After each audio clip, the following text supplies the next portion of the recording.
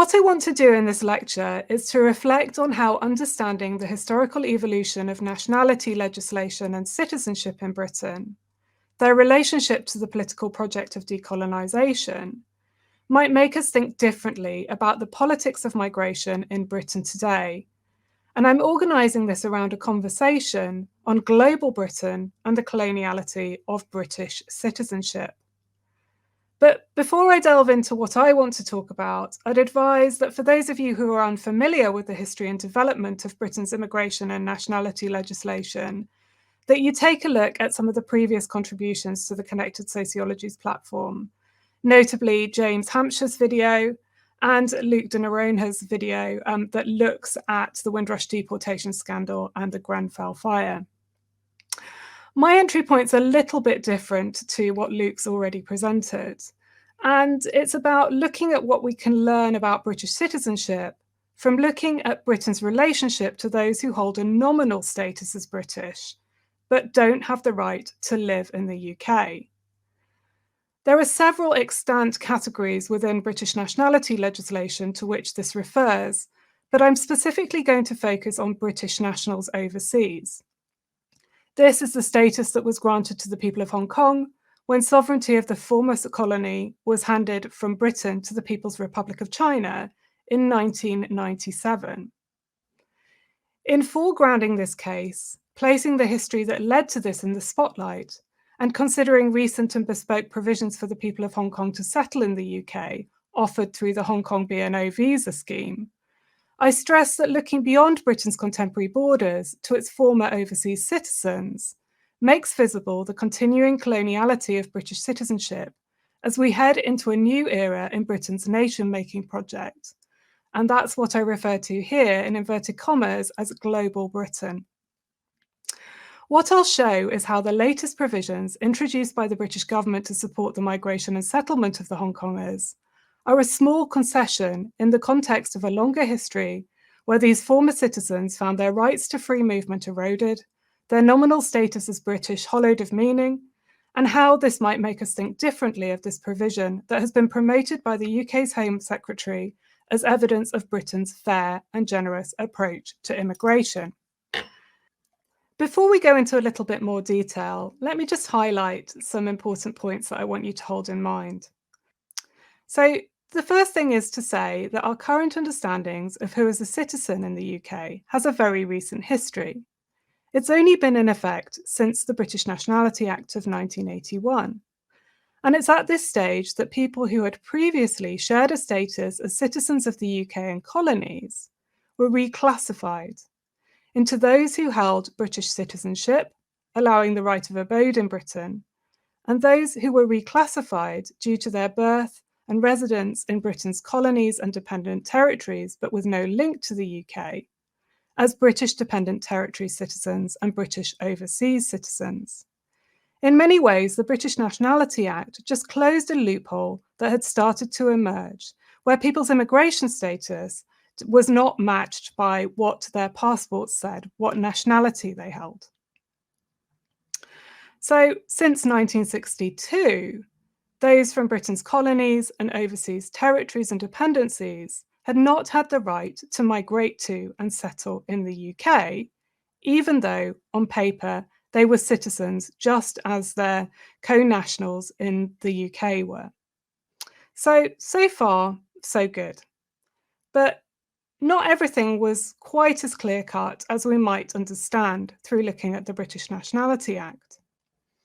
And to my mind, there are big questions about whether the imposition of citizenship at this point in time, this particular understanding of British citizenship, can really be understood in the context of broader conversations around citizenship that see it as some kind of equalising measure.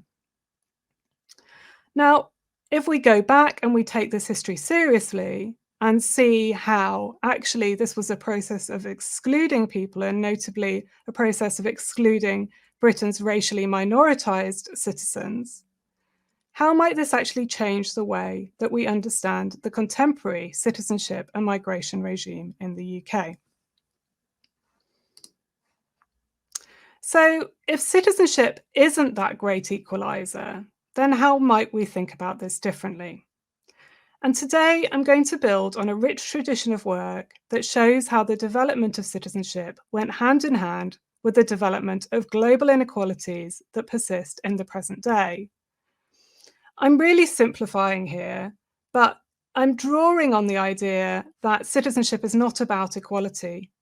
And we can see this when we shift scale to look at it from a global perspective, rather than considering citizenship within the container of the nation state.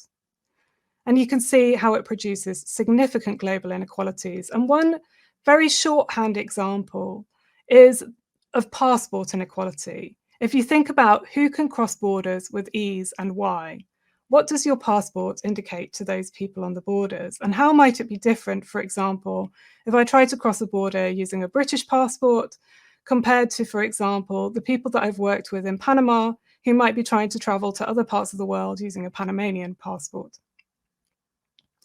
So let's think a little bit more about these global inequalities and why we might consider this through a lens on coloniality.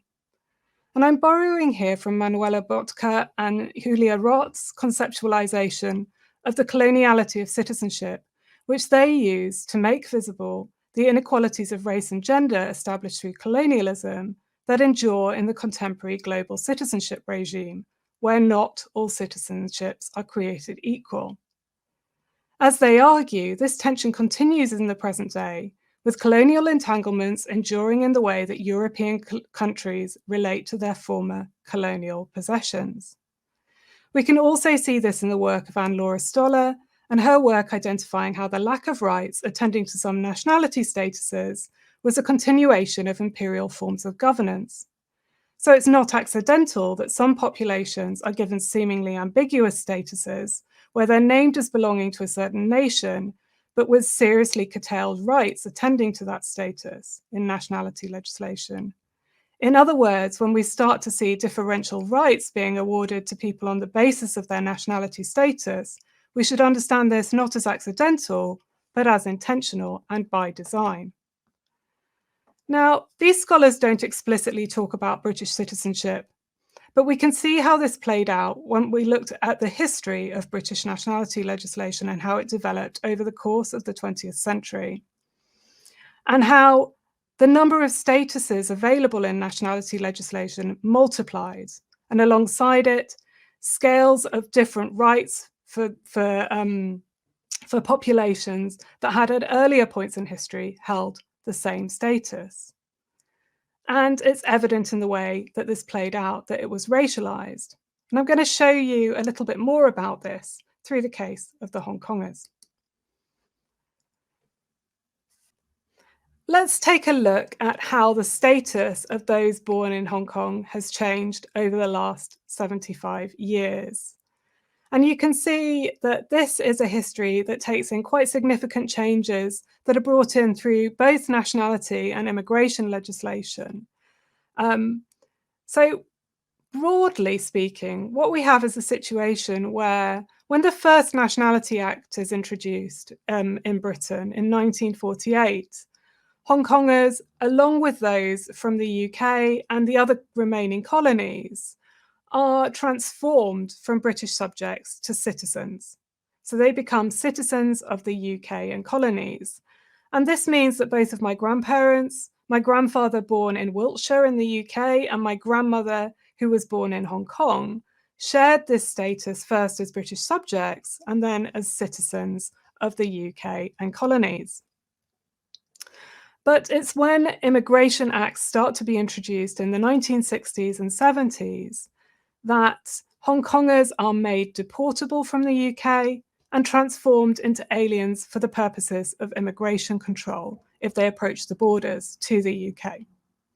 So in essence, they're named citizens, but they're also potential migrants. It's not until 1981 and the British Nationality Act of that year that nationality status follows suit on this immigration status of the Hong Kongers. And 2.6 million Hong Kongers become British Dependent Territory citizens with no right of abode in Britain.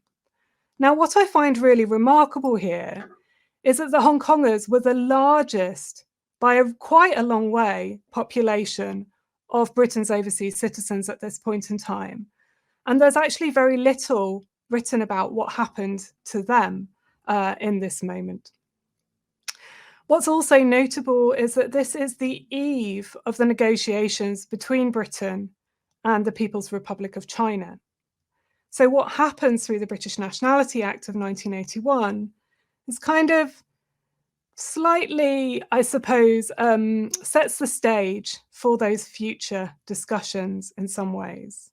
And it's already clear that even in making these changes, the British government were already looking ahead to those negotiations about the future of the territory and the future of its people.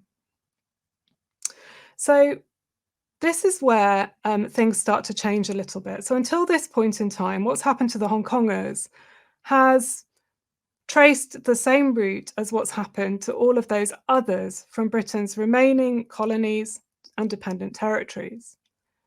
And yet here we have a sharp break as discussions around that agreement between China and Britain over the future of the territory start to take place. And it's this point that we start to see the Hong Kongers being treated as an exception. So in anticipation of handover, the Joint Declaration on the Future of Hong Kong agrees that from the moment of handover, that the Hong Kongers will be labelled as British nationals, not citizens. So it anticipates repealing that previous status as British dependent territory citizens. Now, this is really a nominal shift. It offers no more and no less than their previous status. Now, a few things happen between 1984, when this declaration is signed, and 1997, when sovereignty of Hong Kong is transferred from Britain to the People's Republic of China. And the first thing is, and probably the most significant thing, is the Tiananmen Square massacres. And in the wake of the Tiananmen Square massacres, we see huge, very, very large scale uprising on the streets of Hong Kong, protests which clearly communicate the concerns of the people of Hong Kong about their future under Chinese rule. We also start to see emigration, quite extensive emigration from the region, and visas being offered for Hong Kongers to migrate to places like Canada, Australia, New Zealand. And discussing this, the British government decide that they're going to offer a small number of they're going to offer to 50,000 Hong Kongers to become full British citizens on application, and they're going to go through a kind of a lottery process in order to agree that. And the thinking behind this was that in this way, people would feel secure about their futures and they would stay in the territory, which after all was a very, very important economic territory for the UK at that time. Okay, so in 1997, the vast majority of British Chinese in Hong Kong wake up as British nationals overseas or Chinese citizens the day after that transfer of sovereignty, so on the 1st of July, 1997. And what this, the kind of headlines around this are, it was non-transmissible, it was only available to those who'd already been born. I think that's really important. It was a closed category which limited continuing obligations of Britain towards the Hong Kongers. And it's been labelled subsequently as a kind of a useless status, residual. So it gave people a passport, but it made clear that they had no right of abode in the UK and left them subject to immigration control should they seek residence and employment there. It did offer them access to British consular services when travelling to a third country, so not in Hong Kong or China or the UK. And as it was a closed non-transferable category, it was anticipated that Britain's obligations to the region's residents would gradually die out as the population died out. As such, the establishment of the BNO status trod a fine line between Britain's continuing obligations to its former subjects and China's pending sovereignty. And then everything goes a bit quiet. Until recently. So I just want to take you back to last year, and we're talking about a context of the hostile environment in the UK, Brexit and a new immigration plan, political contestation in Hong Kong, and rising hostility between the UK and China. And then all of a sudden, we find that the British government is offering a new bespoke route to settlement in the UK for BNO status holders ordinarily resident in Hong Kong, the UK, Jersey, Guernsey, and the Isle of Man, so that they can come and live and work and study in the UK. Now, let's have a little bit of a think about this. I think it shows very, very clearly that the provisions laid out for the Hong Kongers are caught up in political and ideological struggles. There are others who are better placed than me to attend to the urgent questions of democracy in the People's Republic of China and Hong Kong SAR that produce this outcome. But for me, there is an outstanding question about what the UK government's involvement can tell us about global Britain. And I'm using global Britain here as a shorthand to describe the political project of defining post-Brexit Britain and post-Brexit Britishness. My labelling of this as Global Britain takes its lead from the so-called Integrated Review that set out the UK government's agenda for repositioning Britain on the world stage after leaving the European Union. I think it's important that we think of this as a new moment in Britain's national story, and with it, renewed attention to its borders and the questions of who is entitled to cross these and on what terms. And I think if we think in these terms, it shapes our understandings of the work that this new visa for the Hong Kongers is doing quite differently. And I'd argue that this is political. So we have to remember that a significant consequence of Brexit has been the extension of immigration control to EU citizens who could previously enter the UK as EU free movers. So in effect, what Brexit means is a broadening in the scope of immigration controls to a much broader population and to far greater numbers of people. So that these special terms are offered to the Hong Kongers at the same time as this is happening is worth reflecting on further. I think that we have to bear in mind that all of this is taking place against the escalation of hostility between Britain and the People's Republic of China, and that actually the initial instigation to offer this provision was not from the Home Office, but on the recommendation of the Foreign, Commonwealth and Development Office. So it's caught up in foreign policy. We should also remember, as you can see from this slide, that the way these provisions have been promoted is as evidence of the Home Office's fair and generous approach to immigration.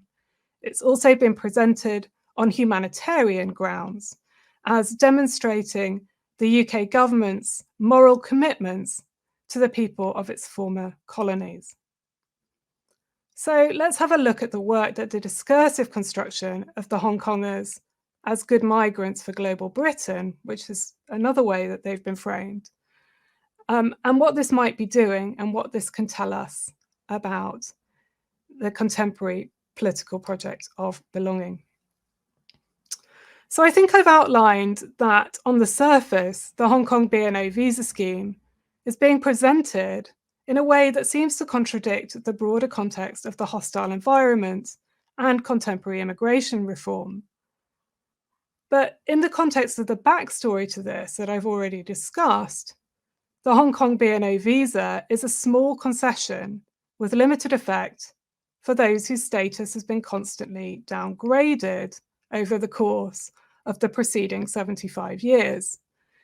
It was precisely that this was a status with very little meaning and significance, that it was ambiguous by design, that meant it could be infused with the new significance that's been given to it in the context of that growing crisis in the Sino-British relationship. And it's very, very clear that this is some of the backstory to that Hong Kong BNO visa. I'm really sceptical about the revitalisation of Britain's interest in its self-claimed moral responsibilities, obligations and commitments to the people of Hong Kong, particularly in that context of Britain's post-Brexit position on the world stage. In a context where the UK government is keen to demonstrate it has taken back control, the scope of this visa is unusual. A bespoke scheme such as this demonstrates that the government is now in a position to choose which particular migrants will be beneficial to global Britain. And the choice to extend these provisions to a population whose status is evidence of the coloniality of British citizenship points to the persistence of colonial entanglements in post-Brexit Britain. So, in this frame, these provisions don't look so generous. So back to my opening questions. Looking at the British case in detail shows that the promise of citizenship as an equaliser conceals significant processes of racialised exclusion at the heart of its development. And recognising this might make us think quite differently of what looks like an exceptional act in an otherwise hostile environment. In this framing, the Hong Kong BNO visa is caught up in the same processes of assorting, excluding, and classifying Britain's racialised minorities that produced the Windrush deportation scandal and is at the heart of contemporary practices of citizenship deprivation. Recognising it as such, rather than a case apart, opens a window into how global Britain and its future borders converge with past practices of imperial governance and colonial racial logics.